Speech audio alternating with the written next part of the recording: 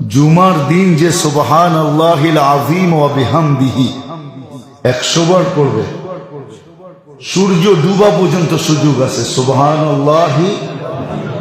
সুবহানাল্লাহিল আযীম ওয়া বিহামদিহি, সুবহানাল্লাহিল আযীম মনে থাকবো, সে 1 লক্ষ নেকি পাবে, তার মা বাবা 12,000 করে পাবে।